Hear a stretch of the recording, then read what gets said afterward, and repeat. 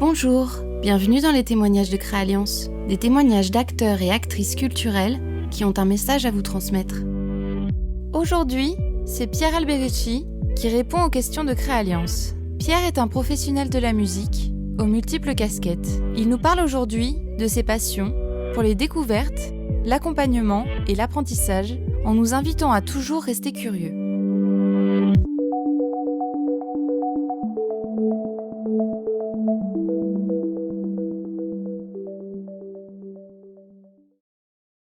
Bonjour Pierre, merci de bien vouloir répondre aux questions de Créalliance. Bonjour. Aujourd'hui, on a décidé de parler avec toi pour découvrir un petit peu ton parcours et que tu nous parles de ta passion pour la musique. Est-ce que tu veux bien te présenter en quelques mots pour commencer ? Alors, en quelques mots, je m'appelle Pierre, j'ai 36 ans. J'œuvre dans le secteur musical sous 3 pans. L'accompagnement de groupes, donc je les conseille dans leur développement.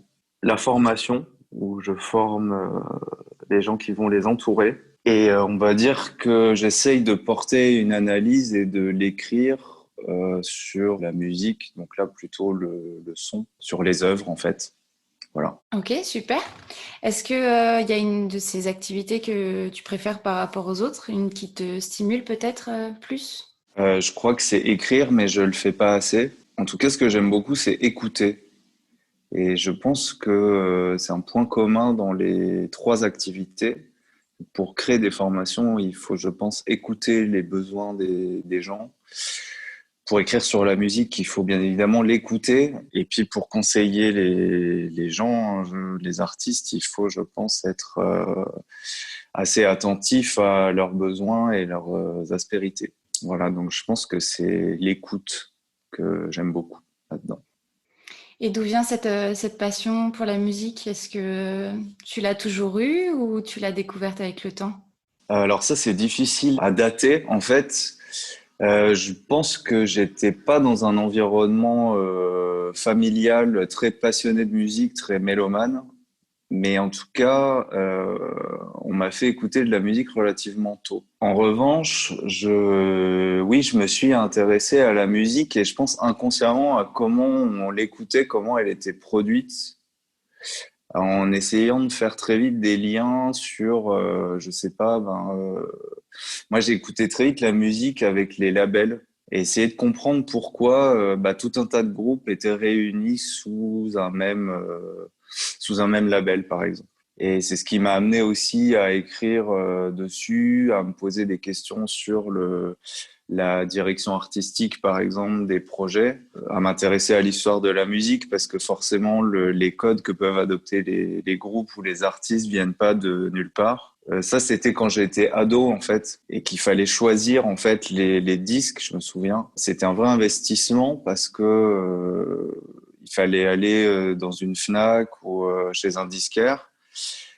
écouter les disques. Et moi, j'avais trouvé un moyen relativement simple d'en avoir le plus, c'était les compilations que publiaient en fait les labels.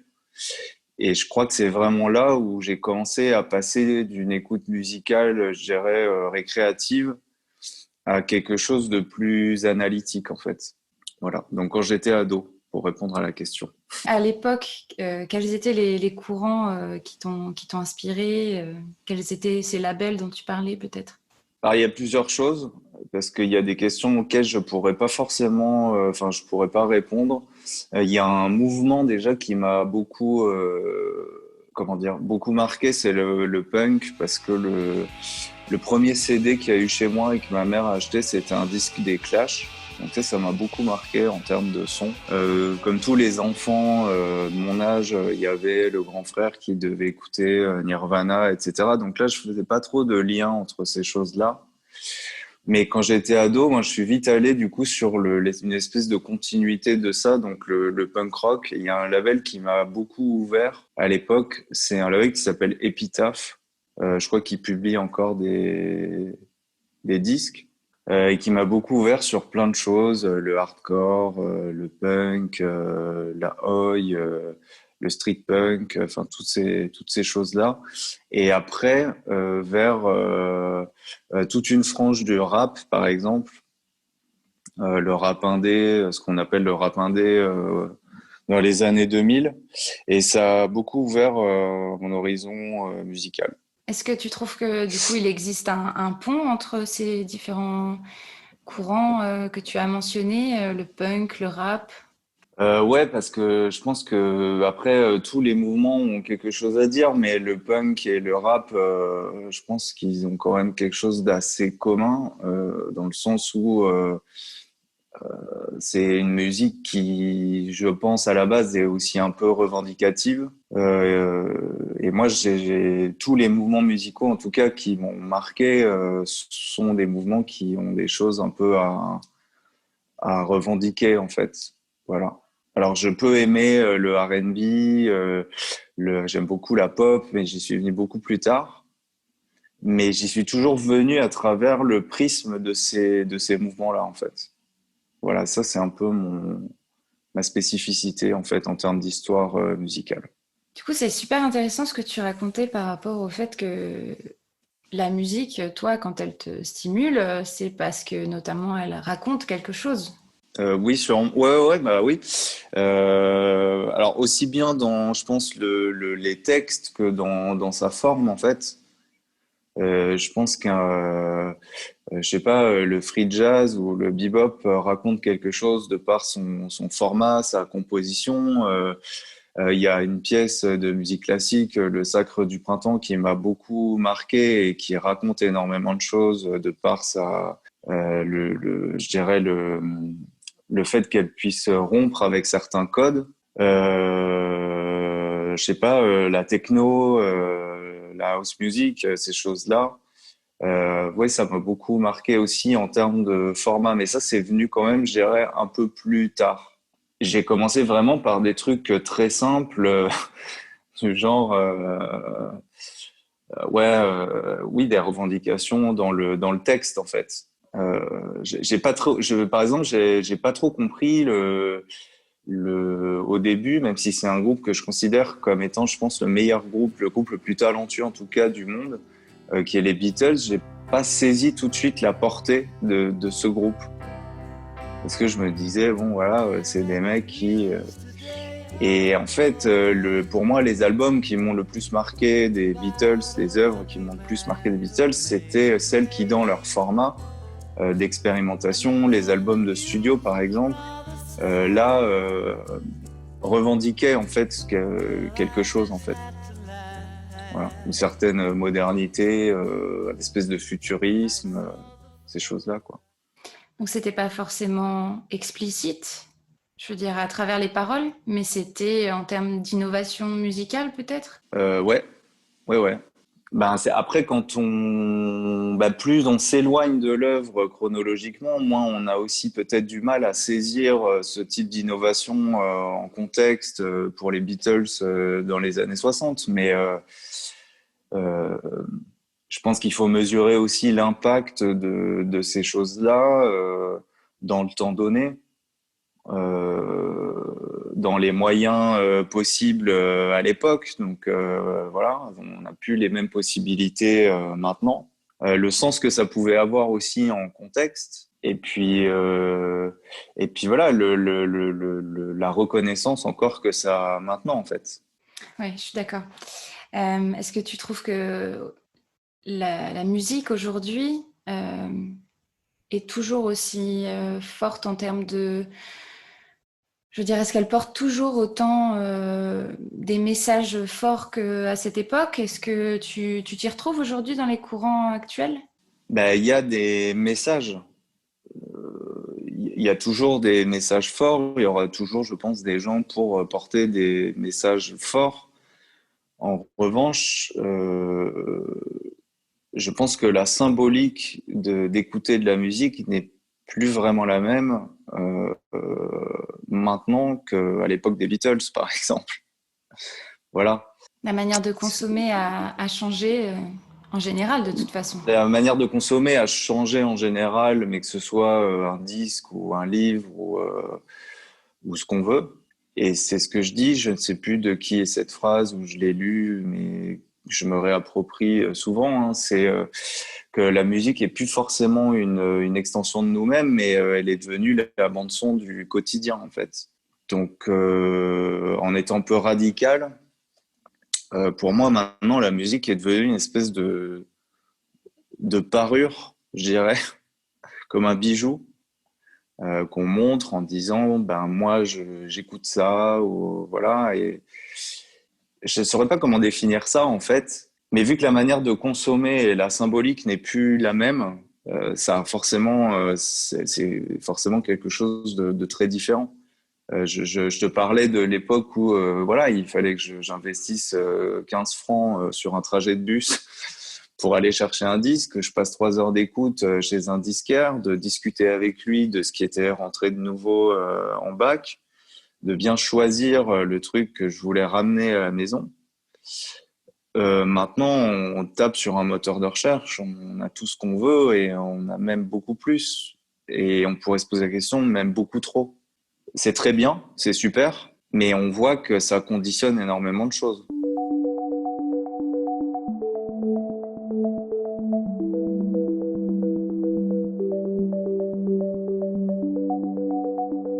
Justement, je sais que tu n'es pas hyper partisan des plateformes de streaming telles que Spotify, Deezer, etc. Tu trouves que le problème vient des algorithmes qui nous incitent à toujours écouter les mêmes choses, peut-être? Enfin, il y a plusieurs choses.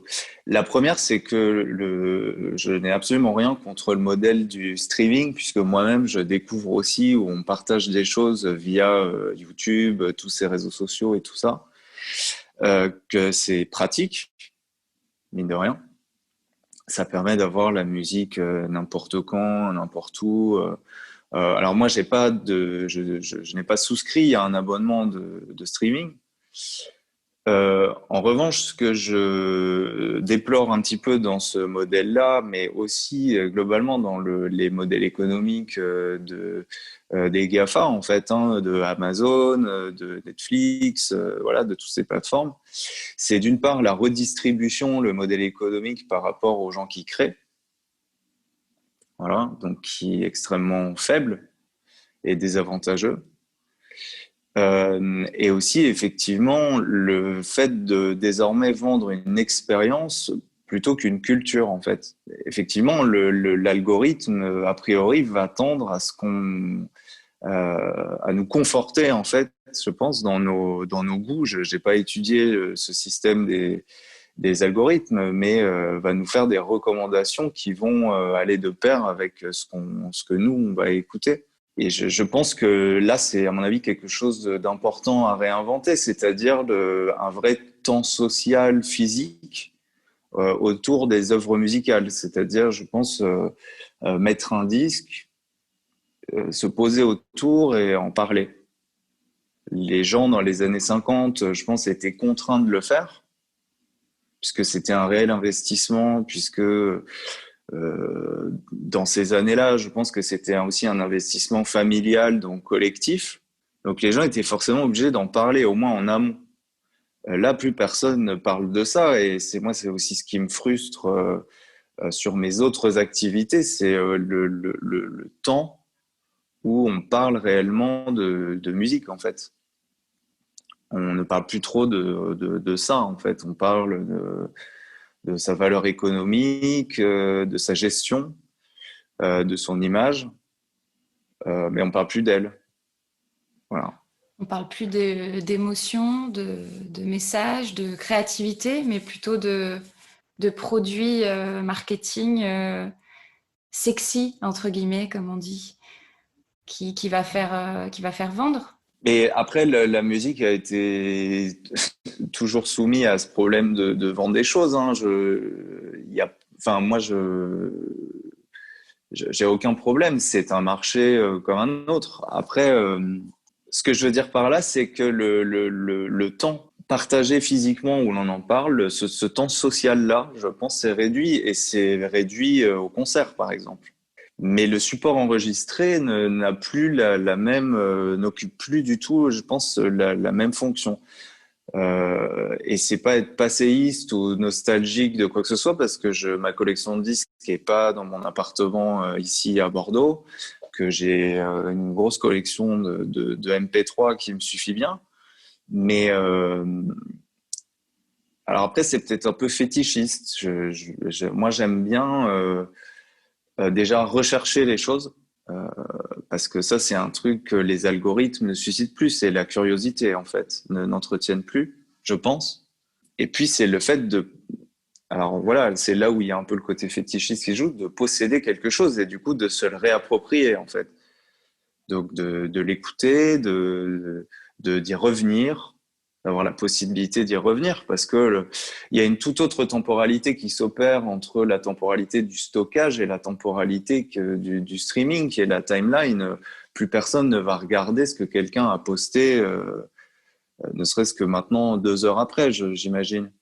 Donc voilà, ça défile et c'est pris en tourbillon. Dans le vortex de l'algorithme, en fait. Donc, le stockage, on peut y revenir. C'est un geste unique. On connecte, on a un repère. À mon sens, c'est pour ça que j'ai choisi, pardon, ce modèle-là.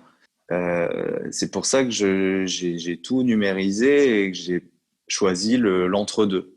C'est-à-dire la praticité du format numérique et la forme de la bibliothèque, en fait.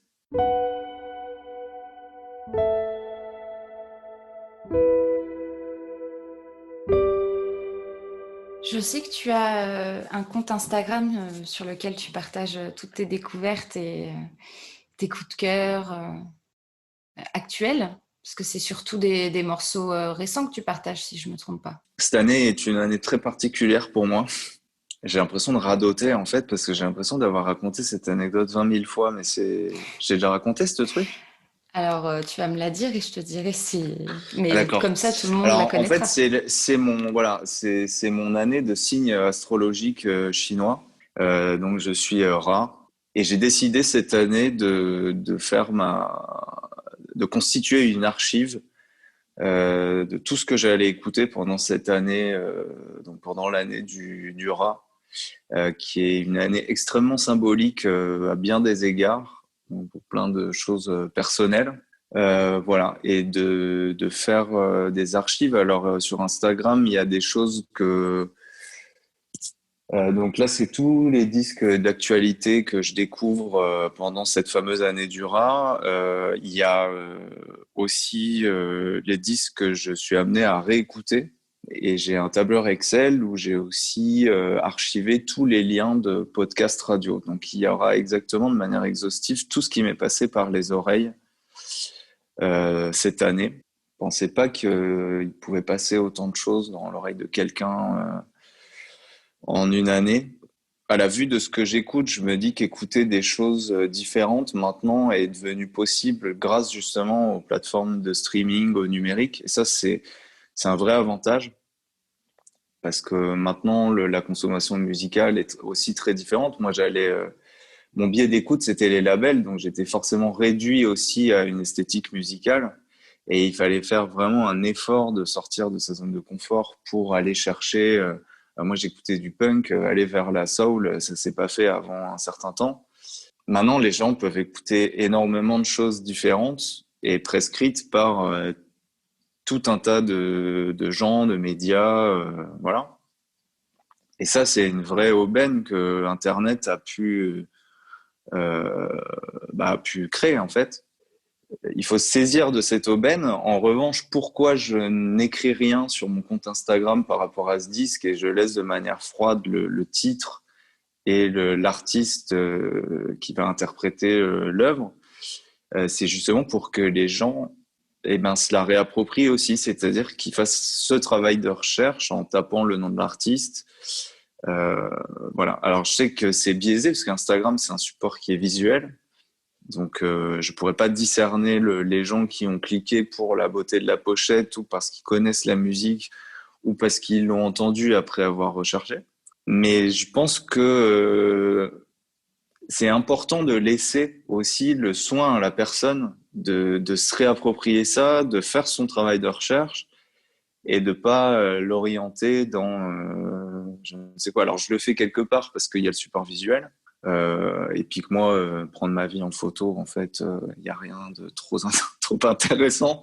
Donc, j'ai pas trouvé de choses plus originales. Je pense que je dois être horrible pour les algorithmes, hein, parce que reposter des images trouvées sur un moteur de recherche, je pense que c'est le pire truc pour les algorithmes en termes de référencement. Mais plutôt que ouais, de décrire. Moi, ce que j'aime bien, en fait, c'est ce que je disais à des étudiants, en fait, hier, je ne comprends pas pourquoi les gens prennent des photos de leur vie. Je suis assez adepte de la phrase de Godard qui est de dire que capter, c'est tuer. Donc, de vivre les moments plutôt que de les prendre en photo. Par contre, là, d'être plus dans une démarche de partager ce que je peux écouter et comment sont orchestrés les moments là de ma vie, quoi, en fait. Justement, en parlant de formation, tu me parlais des étudiants et étudiantes que tu as vus hier. Est-ce que tu veux nous en parler, nous dire comment t'es venue l'envie de transmettre cette passion? Alors, il y a plusieurs choses. Il y a une chose très personnelle, c'est que je suis fils de prof, donc transmettre des choses, je crois que c'était quand même dans ma matrice. Je crois qu'il y a l'aspect histoire que j'aime beaucoup. J'aime bien raconter des histoires. Je suis assez timide avec ça, mais je pense que j'aime bien raconter ma vie, les trucs que j'ai vécus et comment ça peut résonner aussi par rapport à celle des autres, sans être prétentieux. Et puis je pense que après former, pour moi, c'est un enjeu qui est très important. Au-delà de faire baisser les chiffres du chômage, c'est de donner aussi quelques clés d'analyse pour que les gens puissent s'émanciper et réfléchir sur le monde qui les entoure, alors que ce soit par rapport à ce qu'ils écoutent, comment ils l'écoutent, l'impact que ça a pu avoir quand moi je l'ai écouté et le comparer par rapport à l'impact que ça a quand je leur fais écouter sur le moment. Je pense que c'est quelque chose de normal et qui devrait être le centre de nos sociétés quand même, cette histoire de transmettre, parce que je dis pas que je fais un travail inestimable, mais je pense que cette responsabilité-là est quand même assez lourde et comment j'y suis venu, ben je sais pas. Non, je crois que c'est plus le truc de mes parents en fait. Hein. On n'échappe pas à ce qu'on est en fait, je pense. J'ai fait ma crise d'adolescence, je t'avoue, en disant à mes parents, ouais, mais moi, je bosserai dans le disque, voilà, machin et tout. En fait, maintenant, je forme des gens, je suis prof et je fais comme eux, quoi. Comme quoi, t'as mis tout le monde d'accord, peut-être? Ouais, moi-même et mes parents, voilà. Et que je remercierai jamais assez de m'avoir transmis ça. Ça, c'est indéniable. Ouais. On a ça en commun, je pense, toi et moi, la volonté de vouloir transmettre. C'est un peu le but du projet Créalliance aussi. Et effectivement, je suis d'accord avec toi sur le fait que tout ce qui nous a nourris, tout ce qu'on a pris le temps de connaître et d'expérimenter, c'est bien de le partager aux autres pour partager le beau, partager les émotions, surtout dans un monde qui n'est pas toujours évident à l'extérieur. C'est important de se concentrer sur les belles choses. Après, le beau, je pense que c'est une notion très relativement subjective. Et moi, je prétends pas dire ce qui est beau ou ce qui ne l'est pas. Je le fais inconsciemment en montrant et en partageant ce que je fais, puisque c'est le principe de la distinction. En disant j'écoute les Beatles, on dit bien quelque part qu'on n'écoute pas autre chose ou qu'on n'est pas autre chose. L'idée, c'est aussi de faire comprendre certaines choses aux gens, de leur donner justement ces clés d'analyse pour que eux se fassent leur propre notion du beau. Je peux tout à fait admettre que c'est ce que je disais aussi à mes étudiants, que la notion d'harmonie peut être complètement dissonante pour quelqu'un.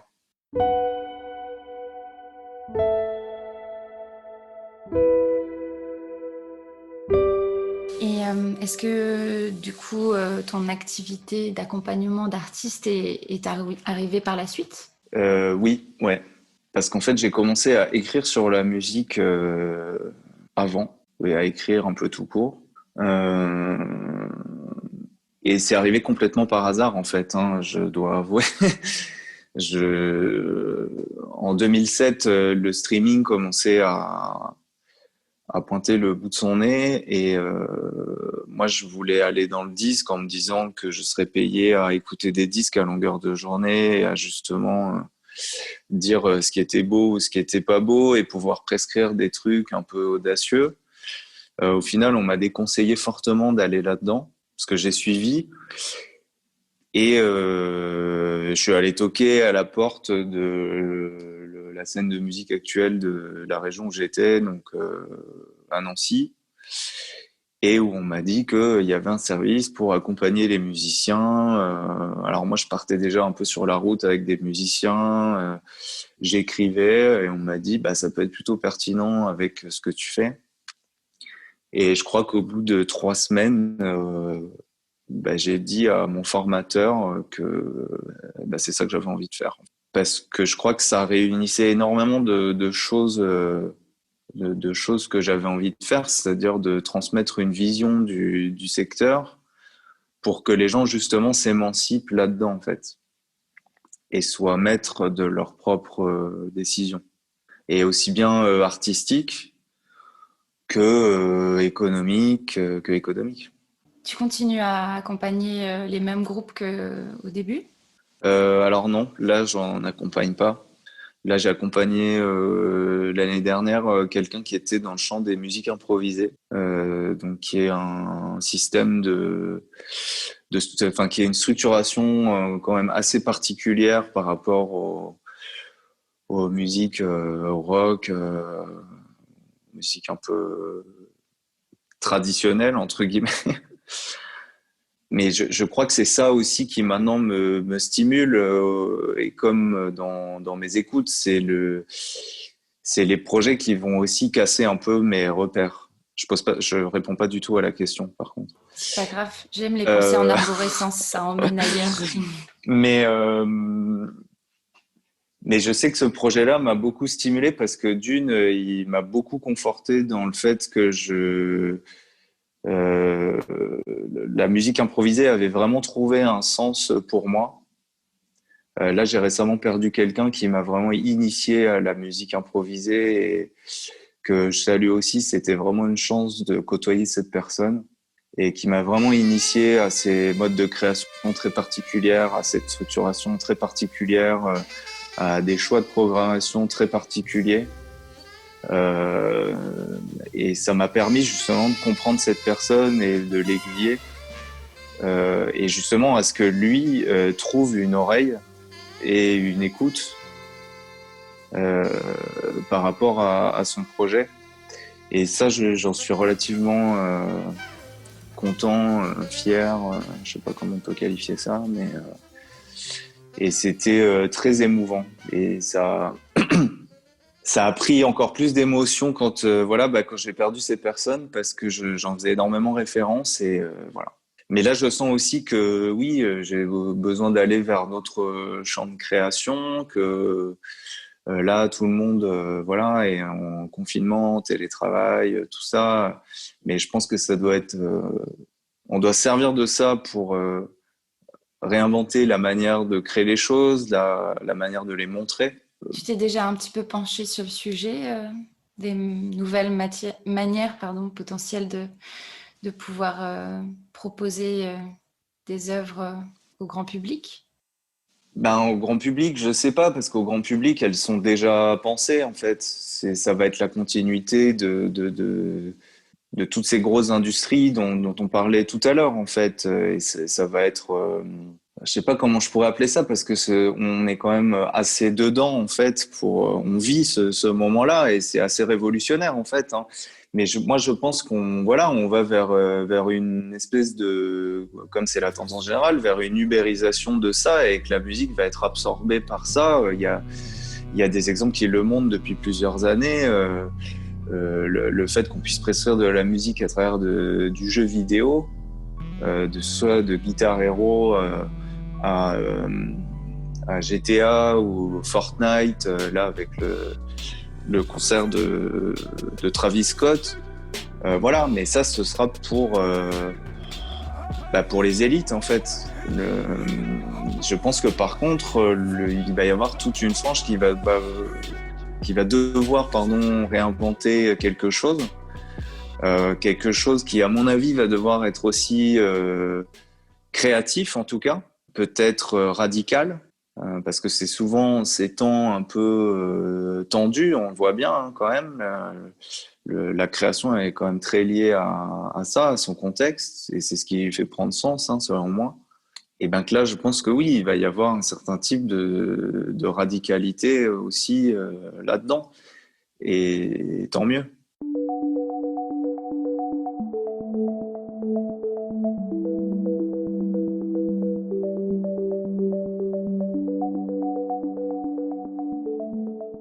Oui, je disais que là, effectivement, j'avais perdu deux personnes qui m'étaient assez proches. La première, c'est celle dont je parlais tout à l'heure, c'est Mathieu, donc qui m'a initié à la musique improvisée. Donc, faut bien voir ce que ça représente. J'étais quelqu'un qui était habitué au code des musiques pop, quoi, le rock, le hip-hop, etc., etc. Et dès que j'ai vu ça, je sais pas si toi, tu as déjà eu ce sentiment quand on t'a fait découvrir un mouvement musical et de te dire, ah ouais, en fait, toute ma vie, je suis passé à côté de ça. Et là, j'ai vraiment eu ce truc-là une fois qu'on me l'a décodé et je suis allé m'empresser d'écouter, de m'abreuver de tout ça avec la lecture et la perspective que lui pouvait m'amener, du free jazz au drone, enfin toutes les musiques finalement qui n'ont pas, alors pas de forme musicale, si il y a une forme musicale vu qu'elle est improvisée, mais elles pourraient prendre leurs racines au jazz, à la musique expérimentale, à la musique bruitiste aussi. Voilà. Et une autre personne qui m'a beaucoup éclairé et que je connais pas personnellement du coup, qui m'a beaucoup éclairé sur ma vision des industries culturelles, qui est un philosophe qui s'appelait Bernard Stiegler et qui considère que, alors je vais le redire en mes termes, ce sera peut-être pas forcément bien dit, mais que toute la technologie qu'on possède peut être à la fois un outil et un instrument d'émancipation et d'information énorme, comme quelque chose qui peut causer à notre perte en fait. Et là, on voit bien ce paradoxe dans ce que je décrivais par rapport au streaming, c'est que quelque part, ça va pouvoir être un outil merveilleux pour stocker, avoir une certaine praticité, etc. Mais ça va aussi tuer quelque part, ou en tout cas amoindrir la curiosité, en fait. Tu nous invites donc à rester curieux et à sortir des sentiers battus. Ouais, mais j'invite les gens à plein de choses. J'invite les gens pas forcément à rester loin des sentiers battus, mais à rester dans leur sentier, en fait. Ceux qui veulent. Moi, j'ai une grande question, c'est pourquoi, en fait. Et de se poser la question pourquoi ça est là. Pourquoi ça nous est montré comme ça. Pourquoi cette personne-là a fait ça comme ça. Qu'est-ce qui les motive quel est le message que la personne veut faire passer, à analyser les choses en fait et à se faire leur propre avis et du coup à se faire leur propre sentier. Encore une fois, je prétends pas prescrire justement ce qui est bon ou mauvais pour les gens et fais pas je suis pas j'ai pas le monopole du bon goût comme dirait l'autre. J'essaie juste d'apporter, moi, en tout cas, à ma petite échelle, des clés d'analyse pour voir essayer d'avoir un éventail assez large de ce que sont différentes expressions des goûts et à ce que les gens trouvent le goût qui leur est le plus juste. Pour moi, il n'y a pas de bon ni de mauvais, il y a les trucs justes.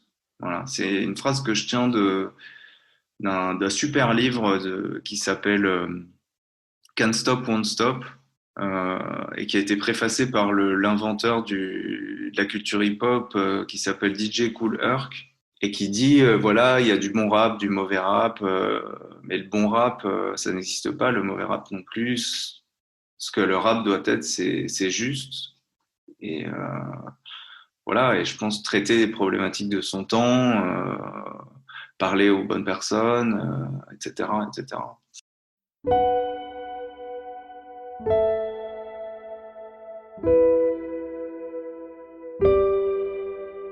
Est-ce que toi, tu créais d'une certaine manière? Alors, je vais pas sortir le poncif transmettre, c'est créer. Non, moi, je me considère pas comme créateur. Je pense que chacun doit être un peu à sa place, en fait, et que les gens qui créent, bah, c'est leur boulot. Moi, je respecte énormément ça. Je pourrais pas dédier ma vie à un instrument, passer du temps à re-questionner ça. Je me questionne déjà sur plein de choses. Quand je vais acheter du shampoing au supermarché en bas de chez moi, je me questionne déjà sur ces choses-là. Non, laissons les gens qui doivent justement expliquer leurs gestes, les analyser, émettre des avis critiques, les produire, etc., le faire, en fait. Je pense. Après, ça, c'est un discours. Moi, j'ai toujours eu un gros problème avec ça. C'est-à-dire, on m'a toujours dit, ouais, mais toi, t'es pas artiste, tu peux pas parler aux artistes, tu comprends pas ce qu'ils vivent, etc. Ce à quoi je répondais, oui, mais quand tu vas voir un film au cinéma, t'es pas réalisateur. Pourtant, tu peux essayer de comprendre que le film, bon, bah, t'as vu un navet ou t'as vu un superbe chef-d'œuvre.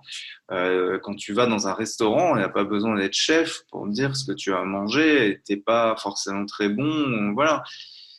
C'est une histoire, je pense, de perception, et ça, encore une fois, j'en reviens à un truc très central, c'est l'éducation.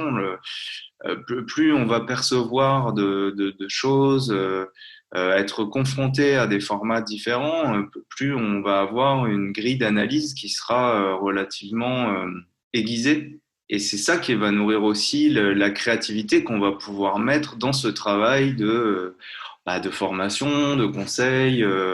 Je pense pas qu'il faille être artiste pour accompagner des artistes, parce que les artistes, ils ont peut-être besoin de d'autres compétences qu'ils n'ont pas, en fait.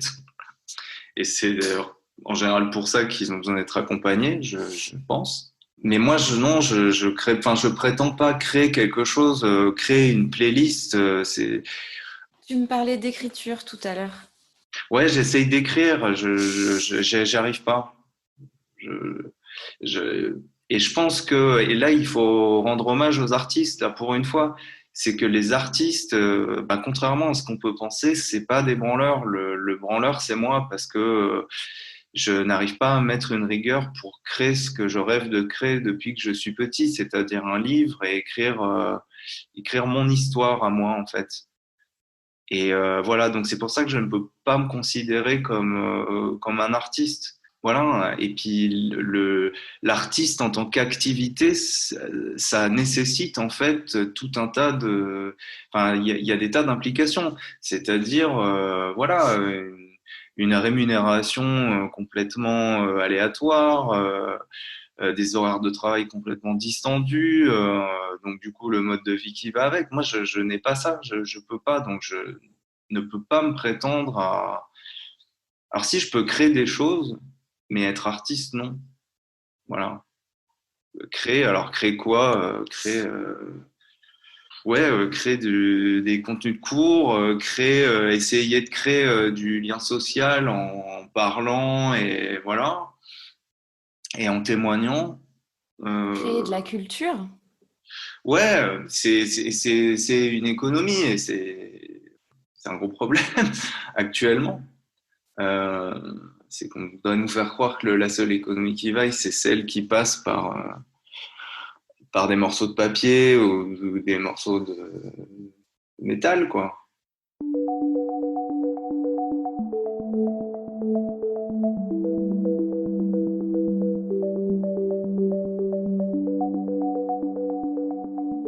Est-ce que tu es optimiste pour la suite au vu du contexte actuel de l'industrie musicale? Alors, je suis jamais optimiste, moi. Ça, c'est mon gros problème. Et je suis jamais optimiste parce que je me pose sans cesse des questions, donc je remets tout le temps tout en question. À partir du moment où on pose une question d'optimisme, c'est qu'on se place, c'est qu'on se place sur un certain point de vue.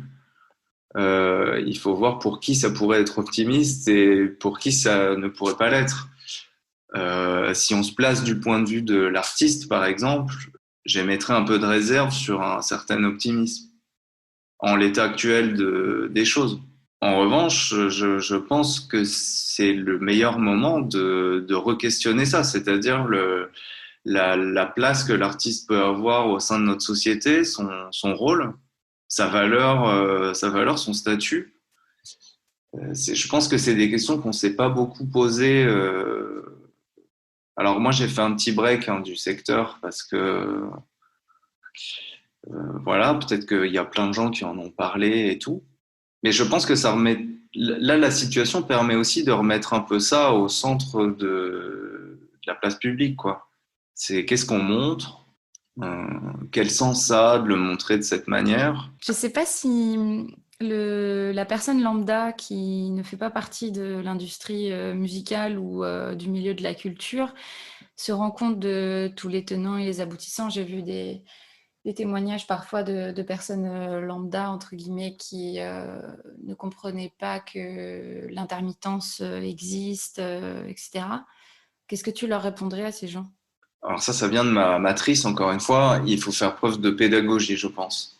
Et à mon avis, de trouver le moyen d'expliquer que derrière les beaux moments qu'ils passent en festival, ces moments inoubliables qu'ils capturent pour alimenter leur compte Instagram, euh, il y a une économie derrière, il y a des gens qui travaillent, qui ne comptent pas leurs heures. Comme dirait Henry Rollins, des gens qui se lèvent tôt le matin et qui sont là bien après que les artistes soient partis.